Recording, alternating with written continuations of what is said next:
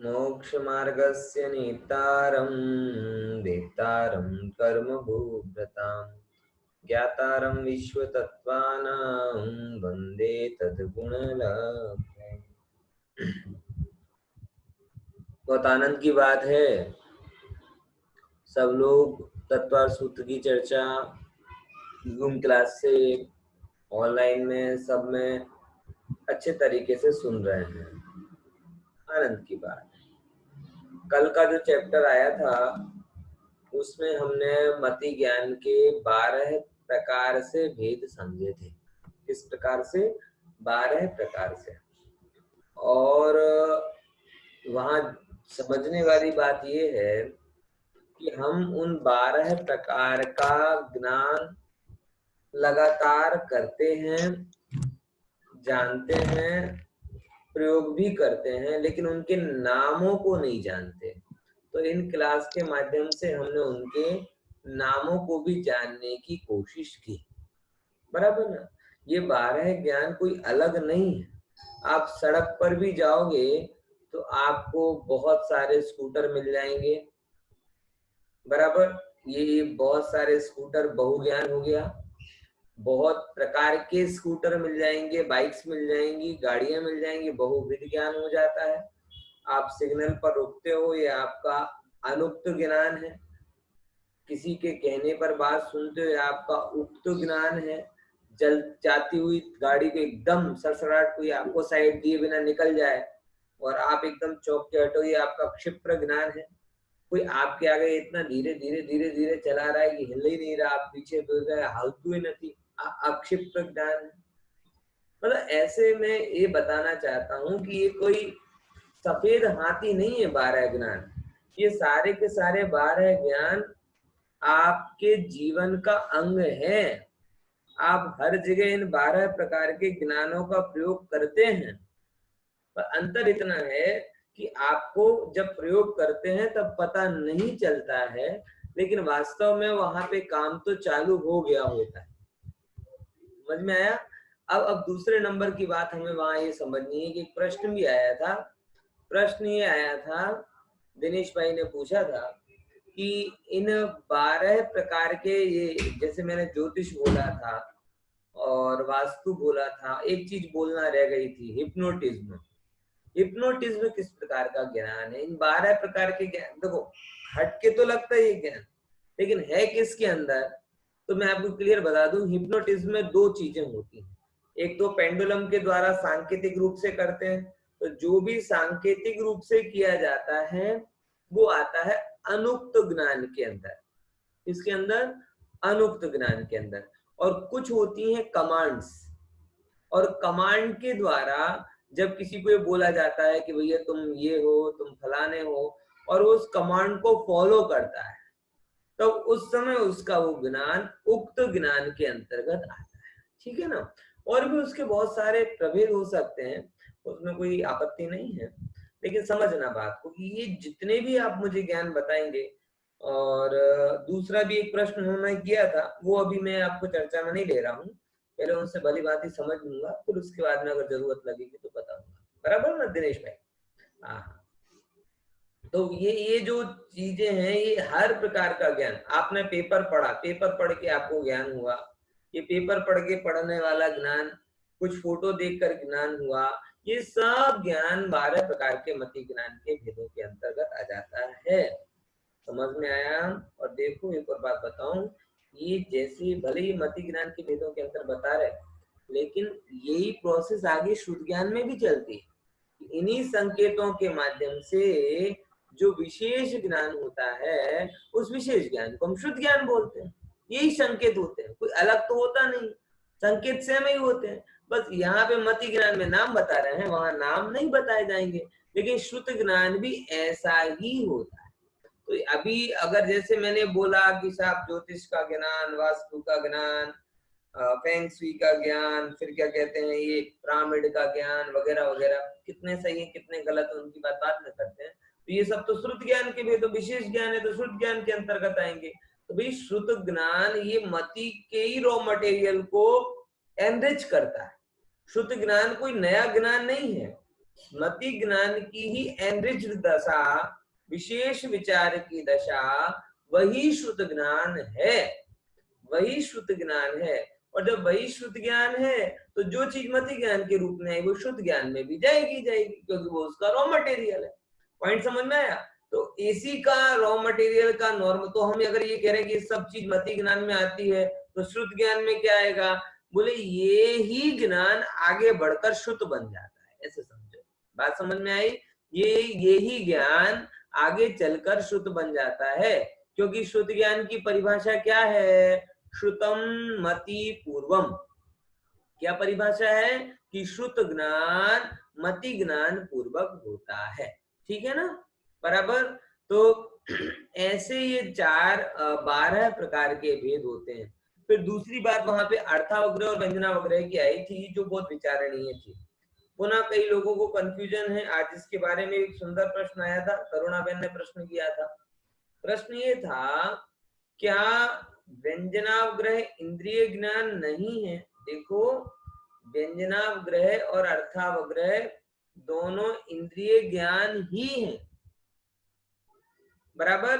दोनों ही मति ज्ञान है, और मति ज्ञान है मतलब हर प्रकार का मति ज्ञान इंद्रिय और मन पूर्वक ही हो रहा है। तो अंतर क्या है वो समझो जरा इस चीज को, वो उसको थोड़ा आज की स्लाइड से भी आपको क्लियर हो जाएगा। मैं आपको थोड़ा बता देता हूं कि व्यंजनावग्रह क्या है। देखो बताता हूं। व्यंजनावग्रह को कल मैंने आपको बताया था चिन्ह का ज्ञान। किसका ज्ञान? चिन्ह। व्यंजन मतलब क्या होता है? चिन्ह। और अर्थ मतलब क्या होता है? पदार्थ। बराबर। दो चीजें समझो। अपन कहते हैं ना व्यंजन, व्यंजन मतलब वो वानगी वाला व्यंजन नहीं। यहाँ व्यंजन का मतलब होता है चिन्ह, कोई साइन। और अर्थ मतलब क्या कहलाता है? पदार्थ। कल भी मैंने इसका अंतर बताया था। पदार्थ का जब पूरा ज्ञान हो जाता है तो फिर उसे चिन्हों से जानने की जरूरत नहीं है, बराबर। जैसे कोई आदमी चल फिर रहा हो, खा पी रहा हो, तो आप स्टेथोस्कोप से उसकी सांस जांचने नहीं जाते कि पता नहीं जिंदा है कि नहीं जिंदा, जिंदा है कि मर गया। पॉइंट समझना? उसे जबरदस्ती ईसीजी पे नहीं लेटाते। क्यों साहब? क्योंकि ईसीजी से जानना ये सांकेतिक ज्ञान है, और चलते फिरते जानना ये प्रकट ज्ञान है। तो कोई आदमी खाता पीता उठता बैठता बोलता चालता दिख रहा हो, तो आप उससे काउंटर क्वेश्चन, अरे भाई तुम जिंदा हो गया, तो क्या उसके अंदर भी है? अजीब सा चेहरा, प्रश्न सुनकर ही अजीब हो जाएगा, ये क्या तरीका? मतलब सारा पदार्थ सामने है तो फिर चिन्ह की जरूरत नहीं पड़ती। पॉइंट समझ में आया? तो 6 चीजों में से 2 चीजें कौन कौन सी? चक्षु और मन। ये चक्षु और मन जो होते हैं पदार्थ को सीधे पकड़ लेते हैं, और सीधे पकड़ लेते हैं तो चिन्ह से पकड़ने की जरूरत पड़ती नहीं। इसीलिए ये जो व्यंजनावग्रह होता है, ये व्यंजनावग्रह चक्षु और मन को छोड़कर बाकी 4 इंद्रियों से होता है। पॉइंट समझ में आया? व्यंजनावग्रह किसको छोड़कर? चक्षु और मन को छोड़कर बाकी की 4 इंद्रियों से होता है, बराबर। और अर्थावग्रह चक्षु और मन से भी होता है और बाकी की 4 इंद्रियों से भी होता है, बराबर। ये इसके अंतर ख्याल में आना। और देखो उसको थोड़ा खुलासा और आगे की स्लाइड में हो जाएगा, इसको आप थोड़ा विचार लेना। देखो क्या कहते हैं यहाँ पे कि विशेष क्या होता है? 4 इंद्रियां प्राप्यकारी हैं। क्या है? प्राप्यकारी। और नीचे लिखा है चक्षु और मन अप्राप्यकारी है। ये प्राप्यकारी और अप्राप्यकारी का अर्थ क्या है? कल मैंने बताया था कि 4 इंद्रियां पदार्थ को छूकर जानती हैं। छूकर जानती मतलब चक्षु से तो आप स्पर्श से तो छू ही रहे हो। रसना का भी ज्ञान कब होगा? जब वो पदार्थ आपकी जीवा पर छुएगा। घ्राण का ज्ञान भी कब होगा? कि जब वो पदार्थ आपके नासिका के रंध्रों को छुएगा। कर्ण का भी ज्ञान कब होगा? कि जब शब्द आपके कान के पटल को छुएंगे। तो छुअन केवल हाथ से नहीं होती, छुअन नाक से भी होती है, छुअन जीभ से भी होती है, और छुअन क्या कहते हैं, आपके इससे भी, शब्दों से भी होती है, कान से भी होती है। तो 4 इंद्रियां छूकर जानती हैं, इसका क्या मतलब निकलता है कि 4 इंद्रियों के और उसके विषयों का परस्पर सन्निकर्ष होता है। इसीलिए 4 इंद्रियां कैसी कही जाती हैं, प्राप्यकारी, मतलब प्राप्त होकर जानती है। और चक्षु और मन क्या है कि चक्षु और मन अप्राप्यकारी है। अगर आपको किसी पदार्थ को जानना है, आपको किसी पदार्थ को जानना है, तो पदार्थ दूर रहे और आपका ज्ञान हो जाए, ऐसा पॉसिबल है? होता है कि नहीं होता?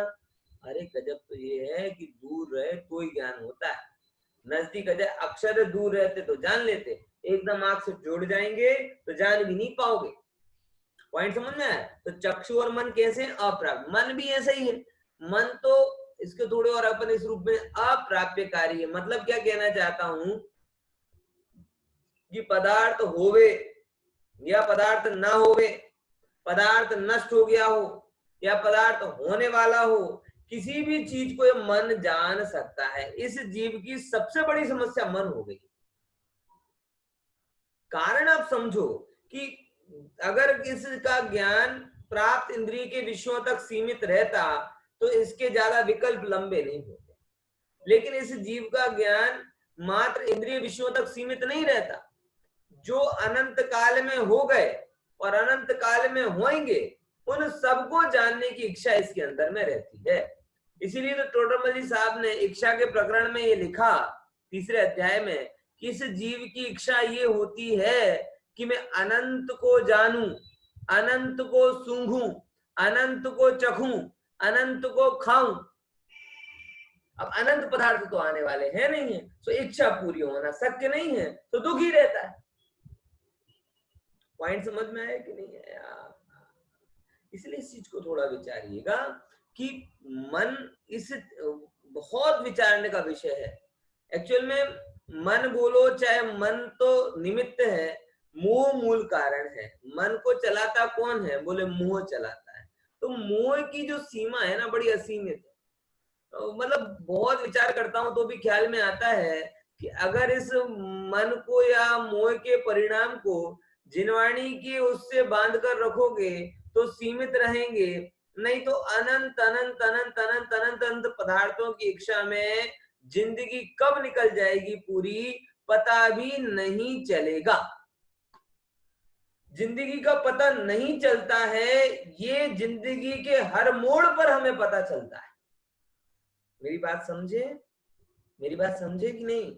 आज मैं 35 साल के मोड़ पर खड़ा हूं। मैं पिछले 35 सालों का विचार करता हूं तो लगता है न्यू है।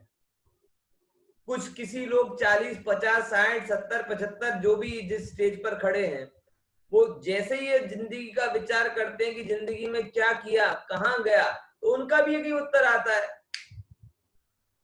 चुटकी में। होता है कि नहीं होता? ईमानदारी से बताओ ऐसा। इसीलिए मैंने शब्द बोला, जिंदगी में कुछ भी प्राप्त नहीं हुआ है, जिंदगी जल्दी निकल जाती है, इसका अंदाजा हमें हर मोड़ पर होता है। हर मोड़ की समस्या अलग है, हर मोड़ की परिस्थितियां अलग हैं, हर मोड़ के उपाय छटपटाहट अलग अलग है, लेकिन देखा जाए तो इन सब चीजों का कारण एक मोह है। बात समझ में आ रही ना? जैसे होता है ना, कोरोना होता है ना आजकल, किसी को तो पूछते क्या साइन देखा, बोले कोई कहता है कि साहब सर्दी हुई थी, कोई कहता है बुखार हुआ था, कोई कहता है स्मेल चली गई थी, टेस्ट चला गया था, तो गुड़ चना खिलाया तो टेस्ट नहीं आया, नींबू खिलाया तो टेस्ट नहीं आया, बुखार आ गया। बोले ये तो अलग अलग साइन है, इसका मूल कारण क्या है? खांसी आने का, बुखार आने का, स्मेल के जाने का, डायरिया होने का। एक साथ दो दो चीजें पढ़ा रहा हूं मैं आपको, कोरोना के लक्षण ही बता रहा हूँ और मोह के लक्षण ही बता रहा हूँ। ये अलग अलग साइन हो रहे हैं, लेकिन इन सब साइन के पीछे मूल कारण क्या है? Corona virus. ऐसे ही मोह के अलग अलग साइन हो रहे हैं। बचपन में आप पढ़ने के लिए, खेलने के लिए छटपटाते हो, जवानी में विषयों के लिए छटपटाते हो, प्रौढ़ावस्था में पैसों के लिए छटपटाते हो, वृद्ध अवस्था में परिवार के लिए छटपटाते हो, शरीर के लिए छटपटाते हो, तो ये छटपटाहट अलग अलग दशा में हो रही है। लेकिन इस छटपटाहट का मूल कारण क्या है? बोले मूल कारण है मोह। इसीलिए अगर किसी को भी चाहे मन को सुलझाना हो, चाहे मोह को सुलझाना हो, तो मैं एक ही बात कहता हूं, अपने चित्त को जिनवाणी में लगाकर रखो। चित्त जिनवाणी में लगा रहेगा, मोह गायब हो जाएगा। और चित्त जिनवाणी में नहीं लगा तो मोह हाजिर रहेगा, और बस मोह हाजिर रहेगा, आपको दुखी करेगा। आप दुखी होते होते जीवन को पूरा हो जाएगा। पॉइंट समझ में आया? तो मन अप्राप्यकारी है। मन अप्राप्यकारी, इसका मतलब समझे ना, कि मन केवल जो विषय प्राप्त हैं उनके बारे में ही विकल्प और कर्म नहीं बांधता, बल्कि जो विषय प्राप्त नहीं हुए हैं, अरे यहां तक कहें कि मरण भी हो जाएगा तो भी प्राप्त नहीं हो पाएंगे, तो भी ये मन ऐसा है कि उन तमाम विषयों के लिए आर्त रोध ध्यान करके अनंत अनंत कर्म बांध लेता है। बोलो, विचार करके देखो, कितने लोगों को क्या कहते हैं, BMW, ऑडी और बुगाटी गाड़ी मिल पाती है, कितने लोगों को बड़े बड़ी हवेलियां मिल पाती हैं, कितने लोगों को विश्व भ्रमण मिल पाता है, कितने लोगों को अभिनेता अभिनेत्रियों से मिलने का, उनके साथ में घूमने फिरने का सौभाग्य या जो भी दुर्भाग्य कहो वो मिल पाता है। बहुत कम होंगे, लेकिन कितने लोग हैं जो इनके नाम पर कर्म बांधते हैं? विचार करके देखना गंभीरता से। आप देखेंगे कि आपके पास प्राप्य विषय तो, क्योंकि हैं भी तो पंचम काल के अभागे पुरुष हम सब लोग, तो विषय कितने मिलेंगे? बोले जरा से। लेकिन मोह कितना मिलेगा? बोले समुद्र के जैसा। समुद्र के जैसा मोह, ओहो, और बिंदु के जैसा पुण्य, कहाँ मेल पड़े इसको? इसीलिए कहता हूं भाई साहब, मन के द्वारा जो भी कर्म बंधते हैं उनके लिए विषयों का प्राप्त होना जरूरी नहीं है, क्योंकि मन का स्वभाव अप्राप्त करके भी जानना है। मतलब दुनिया में आप कुछ भी पा नहीं पाओ तो भी अनंत पदार्थों को पाने का, भोगने का, स्वामी बनने का पाप आप अनंत काल तक कर सकते हो।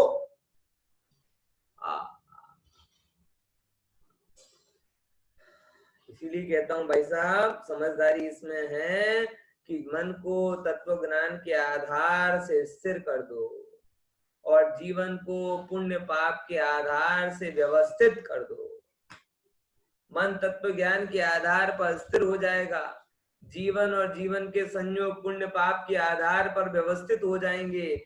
आता है तो आने दो, जाता है तो जाने दो, विनायक भाव निभाने दो। ऐसी चीज है भाई साहब, विचारते हुए चलना है ना। देखो ये ख्याल में आया। देखो तो ये चक्षु और मन अप्राप्यकारी है, अर्थात बिना सन्निकर्ष के भी जाने। अब अवग्रह और उसके अंतर बताते, वो भी थोड़ा विचारने लायक। व्यंजन अवग्रह मतलब कहलाता है अव्यक्त ज्ञान, और अर्थावग्रह मतलब क्या कहलाता है? प्रगट मतलब व्यक्त पदार्थों का ज्ञान। जो पदार्थ छिपे हुए हैं अप्रगट है। अप्रगट मतलब पदार्थ पदार्थ के रूप में तो प्रगट था, लेकिन आपके ज्ञान के रूप में अप्रगट है। समझ में आया? फिर से, पदार्थ पदार्थ के रूप में तो प्रगट था, लेकिन ज्ञान के रूप में अप्रगट है। इसीलिए देखो, समझ में आया? जैसे पायल की झनकार आई, बराबर, तो पायल पायल के रूप में तो प्रकट है, लेकिन अभी तो आजकल की कई माताएं मैंने तो पायल भी भूल गई होंगी पायल क्या होता है, क्योंकि पहनते ही नहीं। मंदिर की घंटी की आवाज समझ लो। समझ में आया? तो वो पदार्थ के रूप में तो क्या है? प्रकट है। गायब घंटा गायब तो नहीं हुआ, लेकिन हमारा ज्ञान उसको देखा नहीं ना, तो हमारे ज्ञान में अप्रगट है, हमारे ज्ञान में अव्यक्त है। पदार्थ के रूप में तो अनेक पदार्थ व्यक्त होता है। अर्थावग्रह में क्या लिया? व्यक्त पदार्थों का ज्ञान। दूसरा अंतर क्या लेते हैं? चक्षु और मन के बिना होता है कंपलसरी। क्योंकि उसका कारण है कि जो चक्षु के सामने आ जाए वो तो प्रकट ही हो गया ना, और मन के सामने आ जाए वो भी प्रकट है। अब देखो आपका मोबाइल नहीं मिल रहा इन केस, बराबर, बड़ी खतरनाक, लोगों को सुनामी से भयंकर कल्पना लगेगी ये मोबाइल नहीं मिलना, क्योंकि मोबाइल नहीं मिलना मतलब उनको ये लगता है कि दुनिया से कट गए है। लेकिन फिर भी कर लो, क्या जाता है। मन तो आपके दिमाग में दो मोबाइल है आपके ज्ञान में, एक मोबाइल चक्षु इंद्रिय का विषय बनने वाला और दूसरे मन का विषय बनने वाला, बराबर। अब जो मन का मोबाइल है वो छिपा हुआ नहीं है, मन में आपको जो भी जानने में आ रहा है वो क्लियर जानने में आ रहा है, समझ में आया कि नहीं है, क्योंकि मन छिपा हुआ नहीं जानता। अगर आपने अपने मोबाइल को जाना देखा है तो अगर आपको नहीं भी दिख रहा तो भी आपके ज्ञान में वो मोबाइल छिपा हुआ नहीं हो, प्रकट है। लेकिन क्या हो रहा है कि आपको उस रूप में प्रकट नहीं हो रहा। आप रिंग करते हो, रिंग करने पर आपको रिंग सुनाई दे रही है लेकिन वो दिख नहीं रहा, तो कर्णेंद्रिय के माध्यम से वो ज्ञान अप्रकट हो रहा है और मन के माध्यम से वही मोबाइल प्रकट है कि नहीं, एक साथ दो चीजें बन रही। कर्णेंद्रिय से आपने उसकी रिंग सुनी, वाइब्रेशन सुनी, आपको दिख नहीं रहा, तो कर्णेंद्रिय के ज्ञान के रूप में वो अप्रकट है, लेकिन मन के ज्ञान के रूप में वो प्रकट है। बात समझ में आई? क्योंकि मन में जाने हुए विषय में अप्रकटता नहीं होती, बराबर, वो पूरा हो जाता है और उसी के आधार पे तो हम ढूंढ लेते हैं। अगर मोबाइल आंखों के सामने नहीं आया और हम उस भूल ही जाए तो 50 मोबाइल में से मेरा मोबाइल कौन सा है ये निर्णय कैसे करोगे बताओ, है? इसीलिए मन तो पहले निर्णय कर लेता है। मैं आपको दूसरी बात कहूं, शास्त्रों की बात को भी मन के द्वारा इतना पक्का निर्णय कर लो कि स्वानुभव में जब आत्मा आए तो कंफ्यूजन ना हो, अरे ये आत्मा ही आ गई कि दूसरा आ गया है। समझ में आया कि नहीं है? नहीं तो बहुत सारे लोग ये कहें कि अरे पता नहीं हमें कुछ अलग सा तो हुआ है, वो आत्मा का अनुभव है कि किसका अनुभव ये पता नहीं, ऐसे करके पूछ लेते हैं। अलग का अनुभव तो हुआ है लेकिन वो किसका अनुभव है, पॉइंट समझ में आया? तो चक्षु और मन के द्वारा अप्रगट ज्ञान नहीं होता, उसके द्वारा प्रकट ज्ञान ही होता है, इसलिए उसको चक्षु और मन के बिना का है। अब देखो 5 इंद्रियों और मन से होता है ये, अर्थावग्रह किस प्रकार से होता है, 6 की 6 चीजों से हो रहा है। व्यंजनावग्रह की क्या कंफ्यूजन होती है कि इसमें अर्थावग्रह लिखा है ना, अर्थावग्रह नहीं होता है, इसमें पदार्थ का मात्र अवग्रह होता है। ये है जो लिखी है ना नीचे की लाइन, इसको थोड़ा करेक्ट कर लो। इसमें लिखा है कि सिर्फ अर्थावग्रह ही होता है, अर्थावग्रह नहीं होता, मतलब इसमें क्या होता है, पदार्थ का मात्र अवग्रह ही होता है। यानी ये व्यंजनावग्रह आगे नहीं बढ़ता, ईया में नहीं जाता, अवय में नहीं जाता, धारणा में नहीं जाता, वो अवग्रह मात्र रह जाता है। जबकि अर्थावग्रह में यह आवाय धारणा भी हो सकते हैं मतलब क्या है कि जरूरी नहीं कि जो आपने जाना वो यह बदले, यह आवाय में बदले और आवाय धारणा में बदले, ऐसा कोई नियम नहीं है। लेकिन आप अगर की योग्यता सही रही तो अवग्रह के माध्यम से हुआ ज्ञान धारणा तक हो सकता है। ये अर्थावग्रह की खूबी होती है, बराबर। तो व्यंजनावग्रह समझ में आया? अब देखो इसको और थोड़ा बताते हैं। 12 कौन से पदार्थ, तो बोले 12 प्रकार के पदार्थ व्यंजन मतलब अप्रकट और अव्यक्त हैं, और यहाँ पे अर्थावग्रह में क्या है, 12 प्रकार के पदार्थ प्रकट एवं व्यक्त हैं। अब उसी को खुलासा करते हैं। व्यंजनावग्रह के कितने भेद पढ़ेंगे और अर्थावग्रह के कितने भेद पढ़ेंगे। देखो हमने एक बात जानी है, फिर से मैं आपको दोहरा देता हूँ, बहुत अच्छा है आपके जानने के लिए, कि मति ज्ञान को हमने 4 स्टेजेस से समझा है। कौन कौन सी? सबसे पहले सोर्स, दूसरे नंबर स्टेज, तीसरे नंबर टाइप और चौथे नंबर नेचर। फिर से 4 चीजें कौन कौन सी हुई? वो मति ज्ञान को हमने सोर्स मतलब उसके साधन क्या है, सेकंड नंबर क्या लिया, स्टेज मतलब अवस्था क्या है, टाइप मतलब प्रकार क्या है, कितने प्रकार का होता है, और नेचर मतलब उसकी प्रकृति कैसी। तो ये मति ज्ञान हम 4 कैटेगरी से समझ रहे हैं, और ये जितने भी भेद हैं ये आपस में मल्टीप्लाई होंगे, और आपस में मल्टीप्लाई होंगे का मतलब क्या है कि देखो मति ज्ञान हुआ ना, मति ज्ञान बोले 5 इंद्रिय और मन के माध्यम से हुआ। तो सबसे पहले वो मति ज्ञान 6 प्रकार का हो गया कि नहीं हुआ, समझे। अब फिर कहते हैं 6 प्रकार से उत्पन्न हुआ, और हर मति ज्ञान की कितनी दशा बन सकती है, बोले 4। कौन कौन सी 4? अवग्रह, इहा, अवाय और धारणा। तो 6 गुणिया 4, तो टोटल कितने प्रकार का हो गया, 24 प्रकार का। फिर क्या बोला कि ये जो 24 प्रकार का मति ज्ञान है, ये 12 प्रकार के विषयों को लेकर होता है। इसमें 12 प्रकार के विषय पढ़ सकते हैं। तो हमने मतलब 24 का 24 ज्ञान 12 प्रकार के विषयों को लेकर हो सकता है। तो टोटल क्या रहा, 24 गुणिया 12 बराबर 288, 288। अब वहां पे हमने चौथा भेद लाया। बोले रुको रुको, एक बात और बताना रह गया। बोले कौन सी? बोले ये सारे ज्ञान में 2 भेद पड़ते हैं, एक तो क्लियर ज्ञान और एक अनक्लियर ज्ञान। तो क्लियर ज्ञान है वो पदार्थ का कहलाता है, उसके तो 288 हो जाते हैं। लेकिन दूसरा एक ज्ञान है जिसे हमने व्यंजन अवग्रह दिया, वो मात्र अवग्रह ही होता है। अच्छा, तो अवग्रह होता है तो कौन सी इंद्रिय से होता है? बोले चक्षु और मन के सिवाय होता है, यानी 4 से उत्पन्न हुआ, मात्र अवग्रह रहा। लेकिन कितने प्रकार के विषयों में हुआ? बोले 12 के 12 प्रकार के विषयों में अवग्रह हो सकता है। तो 4 गुणिया 1 मतलब 4 प्रकार, 4 से उत्पन्न हुआ ना। रसना, घ्राण, चक्षु, चक्षु रसना, घ्राण, रसना इंद्री, घ्राण इंद्री, कर्ण इंद्री और स्पर्शन इंद्री, 4 इंद्रियों से हुआ, और एक ही स्टेज का हुआ, अवग्रह हुआ, यह नहीं हुई। तो कितने भेद हुए? 4 गुणिया 1। लेकिन 12 प्रकार के विषयों में आया, तो 12 प्रकार के विषय मतलब 12 गुणिया 4 यानी 48। यानी व्यंजन अवग्रह के टोटल कितने भेद हुए? 48। और बाकी के अर्थ ज्ञान के कितने भेद हुए? बोले 288। तो टोटल कितने भेद हो गए? 336। देखो उसको अब जरा समझ लो आप, ये जो मैंने बताया उसी को थोड़ा चार्ट से समझ लो। देखो देखो क्या कहते हैं कि व्यंजन ज्ञान जो है वो सिर्फ अवग्रह ही होता है, यानी एक प्रकार का। अब और आगे क्या बोला कि ये अवग्रह ज्ञान मन और चक्षु के सिवाय 4 इंद्रियों से होता है, बराबर 1 गुणिया 4।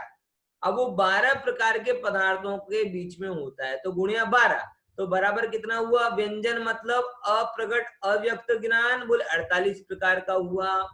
अब दूसरे नंबर अर्थ, अर्थ मतलब प्रगट और व्यक्त ज्ञान, उसको कैसे बताया कि अवग्रह, इहा, आवाय, धारणा, ये 4 स्टेजेस हुए। फिर 5 इंद्रिय और मन से हुआ, ये 6 रिसोर्सेस हुए, सोर्स हुए उसके, और 12 प्रकार के पदार्थ मतलब 12 प्रकार के सब्जेक्ट हुए। कुल मिलाकर कितने ज्ञान हुए? 288। तो टोटल मति ज्ञान के कितने भेद हुए? टोटल मति ज्ञान के भेद हो जाते हैं 48 अप्रगट ज्ञान और 288 प्रगट ज्ञान, कुल 336 भेद हो जाते हैं। उसको यहाँ पर बताया, ये अब उसमें बताया, बराबर।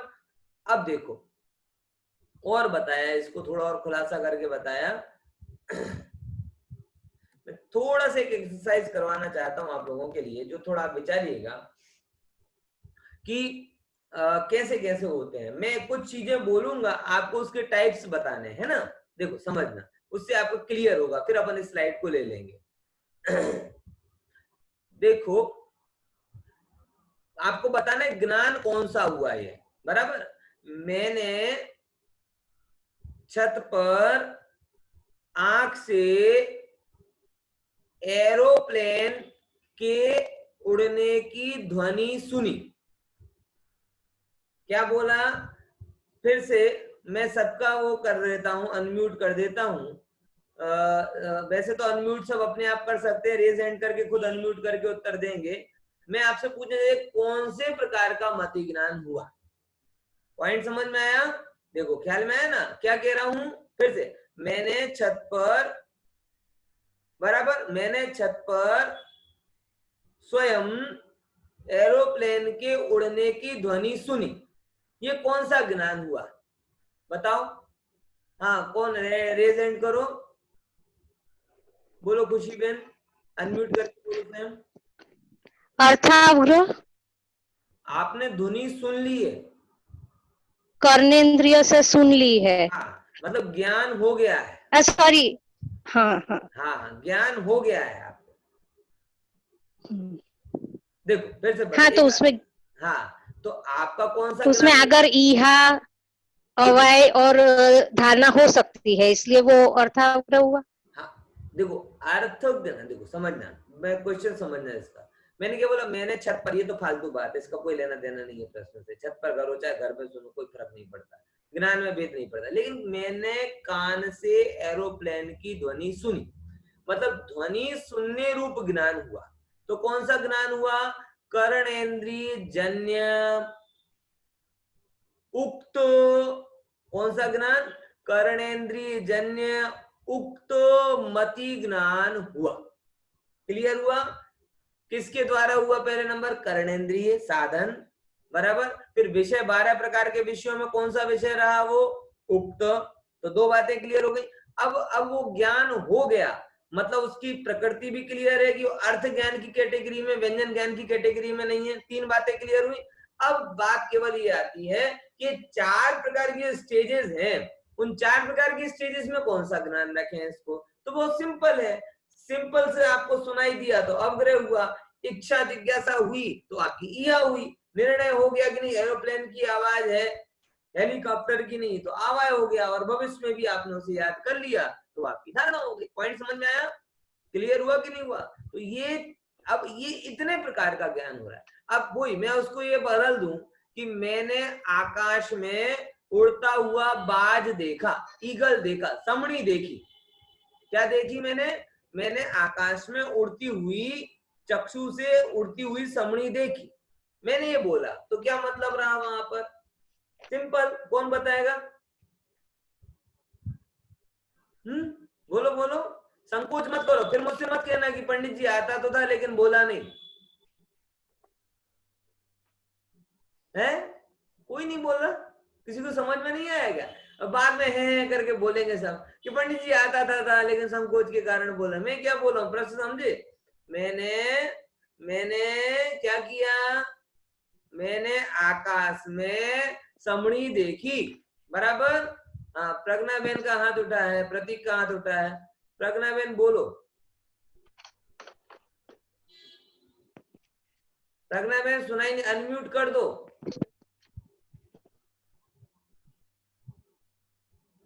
सबको अनम्यूट कर देने का ऑप्शन नहीं दिख रहा मुझे, सबको अनम्यूट कर देता हूँ।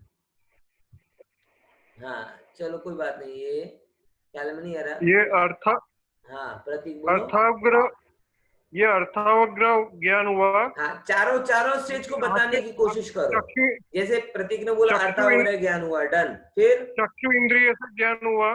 चक्षु इंद्रिय से हुआ, डन अगेन। हाँ फिर एक एक एक एक समड़ी एक देखी उड़ती हाँ हुई।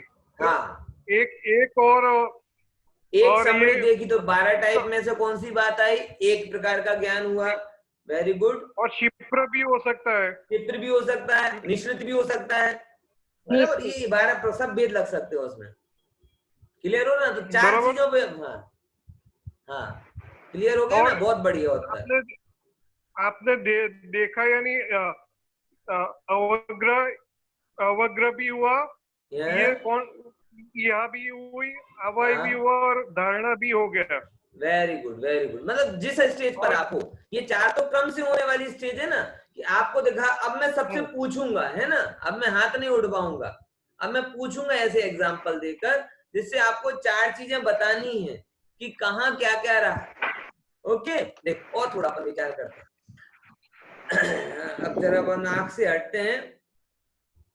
मैंने घर में घुसते ही पानी पूरी की स्मेल ली। घर में घुसते ही मुझे पक्का हो गया कि पानी पूरी बनी, बराबर। देखकर नहीं हुआ, सुनकर हुआ, बराबर। अब इसमें कौन है? विनोद भाई से पूछूं मैं? उन्हें पता है। विनोद भाई सुन रहे हो? जरा चेहरा तो दिखाओ। है? चलो, शायद बिजी है। दिनेश भाई बोलेंगे? हाँ दिनेश भाई, पानी पूरी किसमें अच्छी लगती कि नहीं लगती? आप स्वयं अनम्यूट कर दीजिए। हाँ देखो ये अनम्यूट कहाँ से हो रहा है, एक साथ नहीं हो रहा मेरे से। चलो विद्यालय सबको मैंने अनम्यूट करने का अधिकार दे के रखा है, वो अनम्यूट करके खुद उत्तर दे दें। आ रही है आवाज? कर पा रहे हैं? हाँ कौन है ये? चलो कौन और कौन देगा? प्रज्ञा बेन का हाथ उठ रहा है, लेकिन वो भी वही समस्या है, मेरे मोबाइल में सब एक साथ अनम्यूट हो जाते थे, इसमें पता नहीं चल रहा है अनम्यूट कहाँ से होते हैं सब एक साथ। Unmute themselves, unmute themselves. चलो कोई बात नहीं। कौन उत्तर दे रहा है? विमला बेन। हाँ हाँ कौन आया भाई मैदान में? है किसकी आवाज आ रही है? चलो हाँ विनोद भाई, सब सुन रहे हैं आपको। पानी पूरी की स्मेल आई, कौन सा ज्ञान हुआ? चलो कोई बात नहीं। हेलो। हाँ हेलो हेलो। हाँ प्रतीक भी आ रहा है, खुशी बनी, दो एक उत्तर दे चुके हैं। जल्दी करो, समय कम है अपने पास में। द्राणी। हाँ ये चलो प्रतीक को, चलो खुशी बहन से पूछ लेते हैं। चलो दर्शना बहन उत्तर दोगे? हैं? ना ना ना ना प्रज्ञा बहन जाते अनम्यूट नहीं થઈ શકતા તમે? હા એમને અફાવતું ના હોય ને એટલા માટે।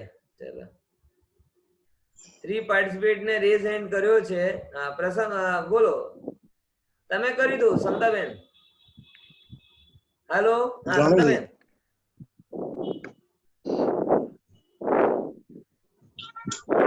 चलो एक कदाच जाते हूँ, फिर से बोल रहा हूँ, मैंने सबको बोल के रखा है कि वो खुद अनम्यूट हो सकते हैं, क्योंकि यहाँ पे मुझे एक साथ अनम्यूट करने का ऑप्शन दिख नहीं रहा है, इसीलिए जल्दी उत्तर दो, समय हो जाए इसके पहले।